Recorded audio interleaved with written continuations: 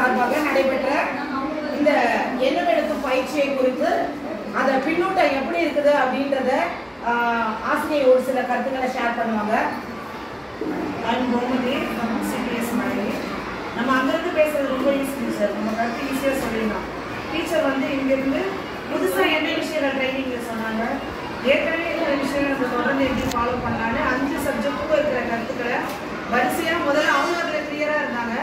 அதான் நம்மளுக்கு அது சொல்லும் போது ரொம்ப ஈஸியாகவும் சொல்லிட்டாங்க. இன்னொன்று ஸ்டேட் லெவல்லையும் சரி, இங்கே நம்ம பிளாக் லெவல்லையும் தொடர்ந்து ஒரு விஷயத்தை செய்யணும்னா அதுக்கு ஒரு சூப்பர் பவர் இருந்தது சார். நம்ம எல்லாருமே இங்கே ட்ரைனிங் எடுத்து பார்த்துருக்கோம். இந்த இடத்துல நிற்கிறது கஷ்டம், அதுக்கு எவ்வளோ ப்ரிப்ரேஷன், எவ்வளோ ஸ்டாமினா வேணும், நம்ம மைண்ட் லெவலில் எவ்வளோ ஸ்ட்ராங்காக இருக்கணும், அதெல்லாம் இருந்தால் மட்டும்தான் இங்கே நம்மளால் சர்வைவல் பண்ண முடியும். ஆனால் அதை ஒருத்தர் தொடர்ந்து சில வருஷங்களாக பல வருஷங்களாக பண்ணிக்கிட்டே இருக்காங்க. அதுவும் அதே ஸ்டாமினாவோட அதே தெளிவோட ஒவ்வொரு ட்ரைனிங்குமே அவங்க வந்து தன்னை மாடிஃபை பண்ணிக்கிட்டே இருக்காங்க. லாஸ்ட் டைம் பார்த்ததுக்கும் இந்த முறை பார்த்ததுக்கும் நமக்கே நிறைய வித்தியாசம் தெரியுது. ஸோ அடுத்த முறை இவங்களுக்கு இன்னமும் இம்ப்ரூவ் பண்ணிக்கிட்டே இருக்காங்க. ஸோ நம்மளோட ரோல் மாடலாகவும் இவங்க இருக்காங்க. இவங்க கூட சேர்ந்து ரெஜிமெண்ட்ஸும் ட்ரைனிங் எடுத்தாங்க. அவங்களும் இவங்களுக்கு சப்போர்ட்டிவாக டிஎல்லாம் செஞ்சு எல்லாம் பண்ணி அவங்களால முடிஞ்ச எஃபோர்ட் அவங்களும் போட்டாங்க.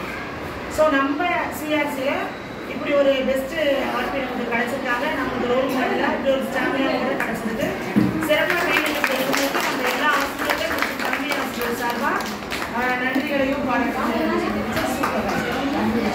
எல்லாத்துக்கும் முழு காரணம் தலைமை ஆசிரியர் ஒருத்தர் கூட விடுப்பின்றி உங்களுடைய எல்லா செயல்பாட்டிலையும் ஆசிரியர்களாகட்டும் நீங்க கலந்துக்கிட்டீங்க, உங்களுடைய ஈடுபாட்டை கொடுத்தீங்க.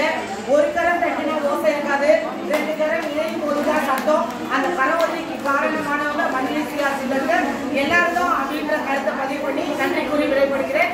இந்த கருத்தை எல்லாருமே என்ன பண்ணணும், நம்முடைய கிளாஸ்க்குள்ள ஃபாலோ பண்ணணும்ன்றதுதான் என்னுடைய தாழ்மையான வேண்டுகோள். தேங்க்யூ, நன்றி.